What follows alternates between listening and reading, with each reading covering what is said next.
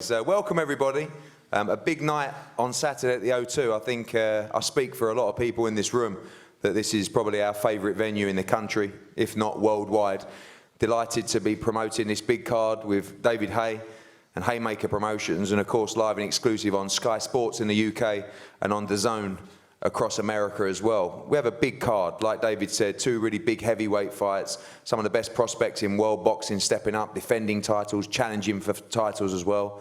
We have one of the best prospects in US boxing joining us as well, and one of the top female talents as well on the card. It's going to be a great night. And before we speak to all of those, I'm going to pass over to the head of boxing for Sky Sports, Adam Smith.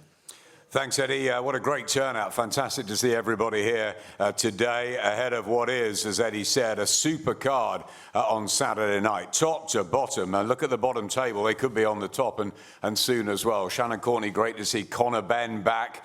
We welcome John Harding. Nikita, great to have you over from America. And look at this top table here. It is packed with really good fighters and fights. As I always say, something for everybody. That's what we look for in the card. And yeah, David Allen and Lucas Browne, the main event. But I think they're all main events here. You know, Derek Chisora, great to have him back. Training now under Dave Colwell. Really looking forward to seeing how he performs against Senad Gashi, who we remember from his last visit. Remember Lucas Browne's last visit didn't work out for him, but this one may well do. He's a big puncher. He's a great personality. So too Dave Allen. Really looking forward to the British title fight between Cordina and Andy Townend, of course, and pretty boy Josh Kelly back. And about time you're back, Josh. Good to see you back in the ring, but a dangerous fight for Josh as well Saturday night. So top to bottom, Facebook Live, we're on air, I think 7 to 11. And an extra treat, we have the reacquaintance of Carl Froch and George Groves together as our pundits on Saturday night. Don't miss it. Thank you, Adam. David, a few words from you. Pleasure to be working with you again. I never really thought we'd be in this position as now you've retired. I know, it's very enjoyable. And thank you to Nicole and your team as well. And you're looking forward to a big night on Saturday, and obviously your charge as well, who you seem to be falling more in love with every day. You know, this is a great team-up, match-up between you two, and looking forward to seeing his first fight under Dave Colwell. Brilliant. It's been a fun campaign, an exciting show. You know, thanks everyone for coming down to the Park Plaza. It's once again just to look, the fact that there's no world title fights on the bill yet. Look how many people are here today. Just says how deep this card is with talent. Not only the talent for today, but the talent for tomorrow as well. And just proud to be a part of it, and just happy that we've got the fights on. Everybody's here, everyone's going to turn up, get in the ring, and we're going to get on. There's a few, obviously, eyebrows raised in the heavyweight division at the moment with fights not happening, but these guys are clean, these guys are ready to fight, and that's what boxing is all about. Thank you, David. John Harding Jr. John, welcome. Thanks. First time on one of our cards. We've got Dillian Whyte is kind of like the UK's Al Heyman right now. You know, he's managing all these young fighters. He's coming to me, he's getting slots for him. I see Richard Riakporhe up there doing great things in the cruiserweight division as well. And Fabio Wardley as well, the big heavyweight who's fighting on our next-gen card in Nottingham on May the 10th. John, I have to say, I haven't seen you much. Dillian Whyte tells me big things about you, and looking forward to seeing you fight at the O2 on Saturday. Thank you very much. Thank you, Matchroom Boxing, for having me. Thank my manager, Dillian Whyte, and everyone that's come out here to hear us talk and the show. What can I say? You know, where I'm from, growing up, like these type of things don't really happen for us, man. So to be sitting here and having you guys listening, the cameras watching in, I'm just embracing it, and I'm just amazed at the turnout, and also, you know, just living proof that hard work does pay off. Boxing has given me that lifeline, giving me that voice, giving me that reason for hope, and giving me the opportunity to change my life. So I just want to thank everyone that's come out here, and hopefully, you know, my life, what people see me do, they'll get up and want to change theirs or chase their desires as well. Thank you. Yeah, I know a little bit about your story, and I think, yeah, absolutely, well done. And I know similar to Richard's in that respect. Tell us a little bit about your upbringing and what boxing did for you. I think it's important to spread that message about what boxing can give young people, and I'd be interested to hear you talk on that. Well, if I can just kind of fast track and get more to the point, more or less with boxing, gave me the sense of direction, kept me away from, you know, alcohol, smoking, and I had a lot of long stretches in prison. My last one was a 6.5-year sentence. I came out in 2015. Well, I came out to nothing, no hope. Very muscular, very big. Looking like I won't be able to be boxing fit ever again. I find it hard. I stayed consistent, training down in Miguel's gym, around Richard Briatpour and others. And it was kind of, the reason why it was hard, a lot of people were judging me, you know, staying away from me, thinking, oh, he's come out of prison, he's only going to go back. And I feel happy to say, sitting here right now, I proved them wrong. And everyone else here, like, it's someone's opinion of you don't matter. It's all about your opinion of yourself. Yeah, so like, I'm living proof of it, that hard work does play off, and go out there and prove yourself to the world. And that's what I want to do, and that's what I'm doing. So I'm just happy that it's touching others in what I'm doing. John, thank you very much. I think your stories, Richard's stories, are so important to show people what boxing can deliver for the communities and the youth in the communities these days. Thank you very much for sharing that with us. Nikita Ababiy, guys, you probably haven't seen this kid. He is something else. 20 years old now, Nikita, just turned 20. Yeah. Out of Brooklyn, New York, 3 fights with us on Dazn. Been seen on Sky Sports as well. 3 first-round knockouts. This guy is putting in the rounds with Danny Jacobs ahead of his big unification fight with Canelo Alvarez, and the spars between those two have been absolutely electric. Welcome, Nikita, your first pro fight in the United Kingdom, and feeling good ahead of your fight at the O2 this Saturday. I'm not really good with speaking in front of big crowds, but I'm really excited to be fighting out here in London, and it's a blessing to be able to showcase my skills in front of so many boxing fans. And I want to thank Eddie Hearn, my manager Keith, Dazn, Matchroom, my dad, my mom, my family, my coach Sosa for helping me get to where I'm at. And I just want the world to recognize my existence, and the first step for that is to light up the ring Saturday.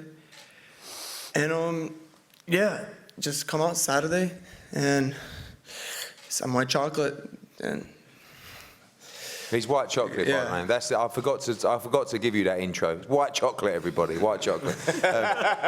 Nikita, tell us about those spars with Danny Jacobs, because I've heard so much from Sosa, from Keith. You're putting in many, many rounds with him. I mean, there's no better experience than sharing a room with a fighter like that in preparation for his fight with Canelo Alvarez. Just golden ring time for you, and obviously we all believe as a team that Danny Jacobs is going to win that fight on May the 4th. yeah, it's just an incredible experience to learn and be around fighters, world-class fighters like him, and it's going to be a hell of a fight with Canelo and Jacobs. Yeah. Thank you, Nikita. Shannon Courtenay, I got told off last time. It's Courtenay, everybody. And Shannon, a brilliant professional debut for you at the Copper Box. I mean, it was an all-action fight. Yep. Welcome to your team here. Adam Booth is here. I saw earlier, obviously, with Josh Kelly as well. And was an amazing experience for you. You sold so many tickets. You have again on Saturday as well. And looking forward to fight number 2, all within a couple of weeks of each other. Yeah, I'm excited. My dream venue was the O2 Arena, so just to fight here on my second fight, I'm absolutely buzzing. I've got, again, big support coming off, it was a good debut. You know, she was tough as they come. I think she was related to Glove King because her chin was made of brick, I swear. But yeah, no, it was a good performance, and I'm just looking forward to putting on another good one in Saturday night. What did you learn the most from that experience? Obviously, I saw you backstage. You were calm. I know you were a little bit crazy in the ring at times, but what did you learn the most from that experience at the Copper Box? To stay calm, to not try and chase the knockout, because then you kind of look reckless and you can undo all the good work you've done leading up to it. So just to try and stay calm, and if a knockout comes, it comes. If it doesn't, just stay calm and look good doing it. Thank you, Shannon. Conor, finally you're back at the O2 where you've boxed so many times before. It's been a long, frustrating period out after your great win last time out with your hand injury. I bet you can't wait to get back in the ring. Yeah, definitely. I mean, it's been a long time. You know, it's been about 8-9 months. So I'm just excited to get back out there. You know, I've been working on things. It's not time wasted. People think, You know, being out for so long, it's not good. No, it's not good when you're using that time, wasting that time. Every time I've come back from a setback, I've come back better, and that's because I've stayed in the gym. I've stayed working, and, you know, working on things. I couldn't use my right hand, but mark my words, I'm going to have one hell of a jab come Saturday night. You know, so it's about improving. You know, if I do, you know, even increasing by 10% of what I was last time, you know, it's all about progress, and I fear staying static. I fear not moving forward. You know, so you guys know what you're in for. You've not seen one boring Conor Benn fight. You know, either I'm going to be in a ruck or someone's getting laid out. It's as simple as that. So, you know, but this time I really want to come off my jab and, you know, box a little bit, chill out. You know, show maturity in the ring. But that'll come with time, and I feel this camp's been different. This camp, I've been taking my time and working on things in sparring. So I'm just ready to go Saturday. It's been a long time coming, and, you know, thank you, all you lot, for showing up here today. You know, it's such a blessing. Thank you to Matchroom, you know, Eddie Hearn for getting me out on this show. And it's just a blessing to be back. We can't wait to see you back, mate. It's been a long time. Excited to see your return. We have a brilliant British title fight that's going to be around 8 p.m. on Saturday night, live on Sky Sports. Very important fight for both men. British lightweight title on the line, Commonwealth lightweight title on the line as well. Joe Cordina against Andy Townend. Andy, we're going to start with you. We've seen you in some great fights up at lightweight. It's so much better for you than those old days at super feather. And a big chance for you on Saturday night on another big show. Yeah, another big chance back at O2, where I boxed last time for the British title. So I'm just looking forward to it now. It's been a long camp. Should have been boxing Ritson 4 weeks ago, but he couldn't make the weight. But good for him, and we're on to next one now. Moving on. What's the differences for you? I mean, I remember you boxed Martin Wald at super featherweight as well. You're a huge puncher. Do you feel like that extra weight moving up to lightweight has helped you carry your power up there as well, and a different animal at the weight? Yeah, the extra weight, yeah. Get to eat a little bit more and that, so it's all good. But yeah, all training's the same, and I'm feeling ready. Just want to get back in now. Good. We know you always come to fight. Joe, again, as with Conor, saw you in the office the other day. I almost thought you'd retired. It's been that long since you've been out with a hand injury. It was a frustrating period. You were due to fight on the Usyk Bellew card in November. You had a hand injury. Now you're back. And like you saw with your interview with Joe Calzaghe the other day, British title, very, very important for a young fighter. We know you talk about your aspirations beyond that, but a big night for you on Saturday. Yeah, of course. It's no secret that I didn't get into boxing just to win a British title and that was it. Nah, I look to go on to do world honours and get a world title.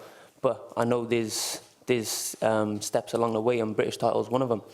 I know that Andy Townend is a very good fighter, and I looking forward to the test on Saturday. Obviously, you had a lot of momentum in your career going into those fights in November. Now you have no momentum, really. You've been out of the ring for a long, long time. Yeah. It's going to be difficult coming in, facing a fighter like Townend, who is at a level probably beyond where you've boxed before, coming straight back into the deep end. I think it's going to be an exciting fight. Yeah, as a pro, yeah, I'd say yeah. But you're going on about a level where beyond me. I've had 180 amateur fights, boxed Olympic champions, world champions. Okay, so I was just saying. I'm just giving you the facts. So levels, yeah, as a pro, yeah, I'd say yeah. But I'm more than capable of beating the likes of Andy Townend and that. But I know he's a great fighter, and he is a level of where I've boxed at as a pro. But yeah, you say about the injury. I'd done a full camp. All I missed out on was the fight, really. I know your focus is only on Andy Townend, but looking to make up for lost time in 2019, looking at obviously British level, moving to European level is a great fight with Patera as well, who beat Ritson as well, and looking at some fights stateside as well. Yeah, of course. I don't like looking on beyond that, but that's where I need to head to, which is Patera. That's the next step. But obviously, I got Andy Townend in front of me on Saturday, and that's where I look to get the job done. We look forward to that, British and Commonwealth lightweight titles as well. Now, talking about another return to the card, PBK, welcome back, my friend. We saw you light up the place the last couple of years. Again, it's been a frustrating period, injured as well, but this is one of the best talents in world boxing right now, and we can't wait to see him back at the O2. Your opponent, who I've seen across his social media in this camp, is in outstanding condition. Mr. Ranowski. I won't take a pop at your first name, but I'm going to ask a question via the translator now. A big opportunity for you. Tell us how you're feeling ahead of Saturday night. Hello everyone. I would like to thank the organizer Eddie Hearn for fighting. Thank you Josh Kelly for accepting the challenge. I hope it will be a great fight. I'm hard work for 3 months. I'm ready for 10 rounds. Thank you. Well, I'll tell you what, that was unbelievable. Thank you for your translation. Lads, if you could sort of refund out from the... that'd be blinding. PBK, Yes. welcome, my friend. It's been a frustrating period. Again, you had so much momentum. Now, we're certainly not starting again, but big fight for you on Saturday. You must be absolutely dying to get in there. I'm buzzing. I'm buzzing to be back in that ring. I feel at home when I'm in that ring. I just feel relaxed. Fight week is like getting to the fights, the most like intense part. When the fight comes, that's just where I just relax in the ring and just enjoy it. I mean, I know this guy's he's come to win. 17-0. He's had a good amateur background. I think he had a good. He's had a good few fights as an amateur, and he's had 17 fights as a pro and undefeated. So I feel as though he's there. He's going to be solid. He's going to come and he's going to be strong and fit. So I've covered all bases in camp, and I'm ready. I'm ready to put a good show on. Obviously, similar to Joe looking to make up for lost time in 2019, the plans that Adam have got for you and the depths that he's willing to put you in 2019. So excited. I know you don't even know about them. You're just ready. And it's an exciting year for you. Very exciting year. I know you're not going to look past Saturday, but the opportunities in 2019 are endless for you. Massive. I mean, I've stepped every part of training didn't really need to be stepped up, but I mean, the sparring and stuff we've got in for this camp's been unbelievable. I mean, Magomed Kurbanov, IBF number 3. He's might be mandatory for Jared Hurd after a final eliminator. So I mean, them are the type of spars I'm having with like these Russians undefeated guys, and I'm holding my own, and I'm doing good. I'm feeling ready, more than ready to perform on Saturday and move on quickly. Finally, just talking to Conor and Joe and yourself, you're on a boat where you've been out for a while. Stepping back from the sport a little bit, does it give you a chance to analyse it more, sort of reassess the hunger? I know you've become a father as well, but sometimes it happens so quickly. You're boxing every month and you never really get a chance to step back and realise what the end goals are. A little bit. I mean, not at all? I don't know. Let's see, I'm a bit of like, I would call myself a bit of a recluse, really. When away from boxing, I'm in the house with the family, or just sitting there like either having. I'm not living this mad life, so I don't like need a break from boxing. I just enjoy it. Do you know what I mean? I just take it how it is, flow, enjoy it, and that's where I perform best, when I'm enjoying the fighting. When I'm enjoying myself, then it just it all happens on the night. Look forward to that. Can't wait to see you back in the ring. Kelly v. Ranowski, WBA International welterweight title. Now we move on to the big boys. Senad Gashi, I've got to say, you look $1 million there today, and I know you trained very hard for this camp. Last time we saw you, you fought Carlos Takam on, I think, 7 days' notice. You weren't fit, you weren't in shape, but you still managed to have a war in there. This time, different. Yeah, first of all, thank you very much for the invitation that I can be here in England. Thanks to Eddie Hearn's Matchroom Boxing and all the people around that make this possible. Second of all, I just had 3 days, not 7 days. And but I had to grab the chance because it's a great opportunity to box in London against one of the best in the world. And I had nothing to lose. And I know I'm a warrior and I make every fight a war. Obviously, the heavyweight division at the moment is crazy.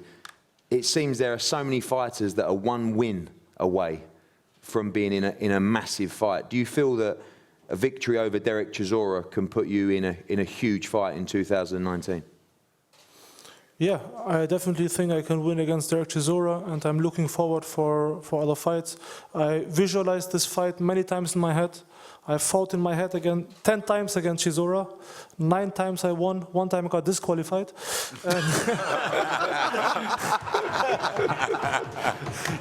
Can I ask you, Senad, what did you get disqualified for? I beat too hard when he was on the ground. Okay, fair enough. We saw that a couple of weeks ago. We don't want to see that. But I heard someone told me that you told them that you're going to win by 7th round KO. Is that right? This is a secret. It is. That's the prediction. But we look forward to a great fight. We're going to see a war on Saturday. I'm going to make a great fight. I had a great training camp with my team and my coach, and I'm going to give my best, and the people are going to enjoy it for sure. Thank you, Senad. We know you always give 100%. Del Boy, welcome. Back to the O2. We've seen some amazing nights from you in this venue. New trainer, new team. I've got to say, congratulations on putting the work in, my friend, up there in Rotherham. I know it's not really your cup of tea, but I know you've been grafting up there. An important night for you on Saturday. You know, Rotherham and Sheffield is not that bad, to be honest with you. It's quite cool. I like it up there. Going to be moving up there anytime soon? Or? Oh, yeah, 100%. I'll be in Dave's next door neighbor. Yeah, you know, O2 brings loads of great memories, disappointments and stuff like that. But, you know, it's part of boxing. You know, 1 minute you're jumping up on the ropes, next minute you're laying under the ropes. You know, so this fight is a great fight for me. I'm excited. Give a shout out for making it happen to you, Eddie, David, and Adam Smith right there, you know, the man. So I'm just excited for this fight. I'm looking forward to this fight. And new coach, new skills. It's going to be amazing. Obviously, we'll see what you've been working on Saturday, but this guy's going to come to fight, which I know you love anyway. But you're going to have to be motivated for this fight because obviously you know that this is a big opportunity for Senad Gashi, and he's going to become giving everything on Saturday night. Oh yeah, man, I'm motivated. You know, I don't travel like 3 hours on the train every 4 days because I'm not motivated. I want to fight. You know, I always say that I love fighting. You know, if he comes to fight, man, we'll fight. I don't mind. You know, whatever he wants to do, we'll do. And finally, same question, obviously, I know you're always in the mix for big heavyweight fights, but it's just a crazy game right now where anything can happen and big fights available at the drop of a hat. Yeah, you know, big fights available. I think they got the big four at the top, you know, but really and truly, the big four at the top don't want to fight each other. So what can you say? So us at the bottom of the scrap will just take them. Look forward to that. We go on now to what is the main event, and Derek Chisora, I think one of the reasons why this is main event, because he called for it as well. Kugan Cassius, his campaign. Congratulations, Kugan, for your campaign to make this main event. I think it's right. You know, I think this fight is a 50-50 fight. It's between two heavyweights that one has boxed at a completely different level and one at a different level, and one has shown potential and hope for a long time. And quite frankly, as I've said in interviews, I've absolutely no idea what's going to happen in this fight. And I'm really excited to find out what is going to happen. Two great guys, two very good heavyweights, at a stage in their career where, quite frankly, they must win to go on to what we talk about, the madness of the heavyweight division, those big fights. And the winner on Saturday night will be in a big fight, and it is winner stays on. And firstly, I'm going to speak to WBA former regular world heavyweight champion, Lucas Browne. Lucas, welcome. I see you two shaking hands, a lot of respect there. But away from that, we know you're going to go to war on Saturday night, but a massive fight for your career on Saturday night at the O2. Yeah, 100%. Again, thank you for having me. It's always a pleasure to come over. I'm always very well treated and everything else. So thank you to yourself, Matchroom, everyone else. Obviously, the last time out in the O2 wasn't my day in any way whatsoever. So I'm looking to rectify that. I think over the last year, things that needed to be fixed in my career and home life, all that sort of stuff, have been fixed. I've got a new trainer. I've had 3 fights since then, and I'm just ready to go. So for me, I think, yeah, there's nothing bad to say about Dave Allen. He's a lovely guy. Handshakes, all that sort of stuff. But as soon as the bell goes, we're going to punch the shit out of each other. So we'll smile after it. I want to go to McDonald's. He wants to go to Five Guys. So I don't know. We'll see what we can make out of it. It's going to be a tough decision, to be honest with you. Five Guys wins, but talking about eating, you look a completely different fighter to the last time you were at the O2 against Dillian Whyte. Yeah. Obviously coming in a lot lighter now and feeling good. Presumably you've had a great camp. Yeah, it's lighter, of course, but more conditioned and everything else. I wasn't doing any strength and conditioning for the white fight, so that needed to be rectified in a big way. So my new trainer, Jay Gray, out of Onyx in Perth, we do it all in the one spot, so there's no more travelling across country, all that sort of stuff. We do everything in Perth. And it's just a happier environment as well. So I'm completely happy with where I'm at. I think I'm in the best condition so far, so I'm happy to see what happens on Saturday. And finally as well, we talk about that heavyweight roundabout. Your name has come up, I mean, you may not even know this, but in a lot of conversations in fights, I know Usyk, when I was talking to Team Usyk, they talked about Lucas Browne, Adam Konaki talked about Lucas Browne as well. We know that David Price wants to fight the winner of this fight as well. So when I say winner stays on, that's just it, isn't it? Yeah. You must win on Saturday night, and there's some big fights ahead. Well, for me, I just want to stay in nice, good, competitive fights as well. Obviously, I want to make money and leave a legacy, but I want to be in good fights, and I think this has all the makings to be a great fight. So for me, I don't look past this in any way whatsoever. I want to concentrate on Saturday, put on a good performance, and then we'll talk about that afterwards. Thanks, Lucas. Good luck to you, as always. The White Rhino. I have no idea how we got here, but you're here. Headlining the O2 Arena, fighting Lucas Browne, live on Sky Sports, live on Dazn. You have put the work in, unquestionably, and this is it. 2 days away from having to show that work. Yep. And obviously a huge amount of public support and a massive moment for your life on Saturday. Yeah, I'm very proud to headline the O2. You know, if you'd have told me this even 6 weeks ago, I guess, never mind, I was going to say 10 years, 5 years, 6 months, even 6 weeks ago. Just very grateful, you know, to yourself and Sky and Goog and Cassius, of course. But, you know, just to everybody that's a fan of British boxing, you know, I feel like they've took me, I feel like every boxing fan out there nearly has kind of took me in as one of their own, and I'm the friend, I guess, and they watch me fight and they feel like they're watching the friend get in there. So, you know, yeah, I'm very grateful, very fortunate. I'll remember Saturday night forever, but, you know, I need to win the fight, of course. You know, I'm here to win. I'm in fantastic shape. You know, November, I boxed Bracamonte, and, you know, I come out of the ring, and a few days later, I thought, if I carry on like this, I'm going to end up not in the greatest way in 10 years' time. So I seen Adam Booth over there, went to see Adam, and, you know, I was there for a couple of days, and the training was great, but he changed my thinking of things, you know. I then went home and got even fatter than I was for a little while. I did go home and get fatter for a little while. And then Christmas Day, I got on the scales 20 stone. And I said, you know what, let's give it a go now. This is it. This is your last chance, you know.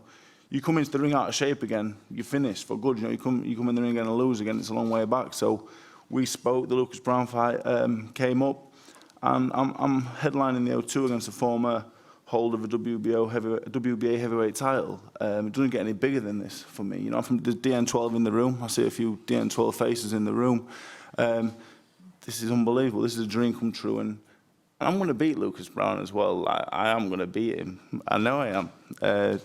You know, me and Darren Barker, you know, we've not been training for hours every day for nothing. You know, I've really put it in.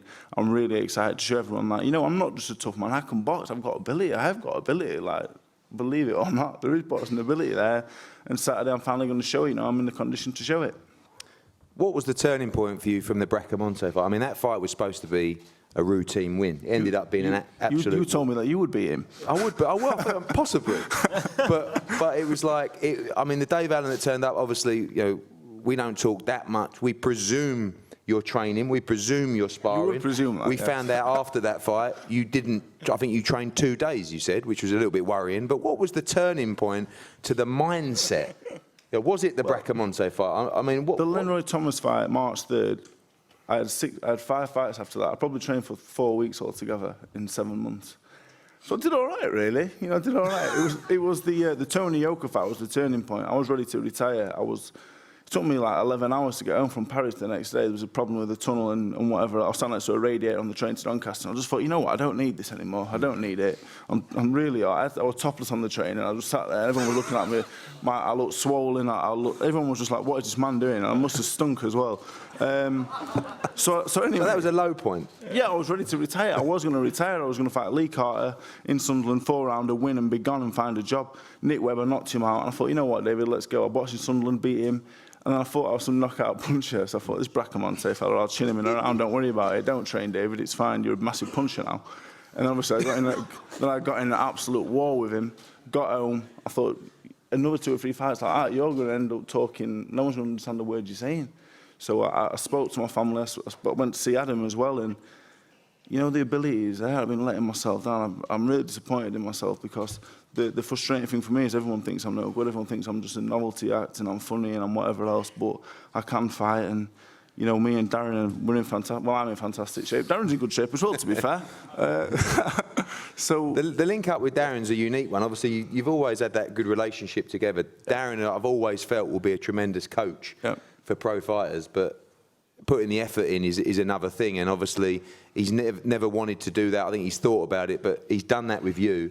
Tell us about those probably, I don't know, 6 weeks together that you've spent. Well, I started off the kind of 3 weeks in Leeds with Mick Marsden. Mick Marsden will do the corner on Saturday. Mick Marsden will always be there, you know, he's my friend and he knows his boxing, he'll be in the corner. But me and Darren, like, we just hit it off. We got on really well. He's a former world champion. And we just I'm like, I've turned into, I'm Darren Barker without the fashion sense, you know what I mean? Like, I'm better looking though, 100%. Do you know what I've found out as well with Dave? Not only can he fight, there is nothing Dave wouldn't do for £1 million. Honestly, I mean, if you can find something that Dave won't do for £1 million, I'll give you £1 million. It's impossible, but yeah, he's talented. Dave's very talented. One thing we've seen before, Darren, is we've seen him actually work hard in camps and not really translate that in the fights. So how's the difference between all the work that you've put in? It's massive pressure, you two just teaming up with each other, and then all of a sudden going in the biggest fight of his career at the O2, headlining and getting it right. How do you get it right in that moment on Saturday night?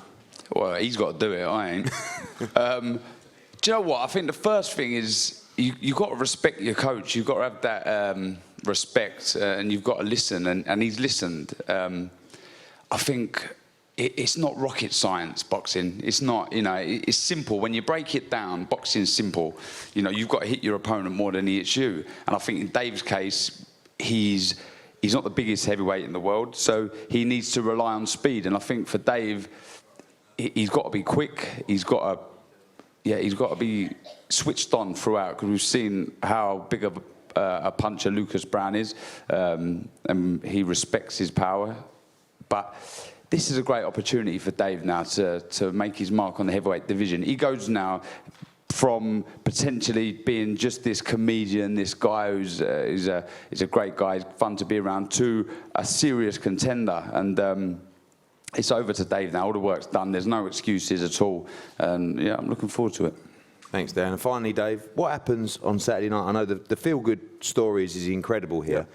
The win takes you to another level. What happens on Saturday night? Have you played that out in your mind? Yeah, numerous times. You know, the ring walk, I can't wait for the ring walk. You know, it's going to be fantastic. Feels like gold, and it's just going to be beautiful. And, you know, the fight starts. I'm going to stick to the Darren game plan, you know, for a little while. We'll see how it goes. If it's working, fantastic, we'll stick to it.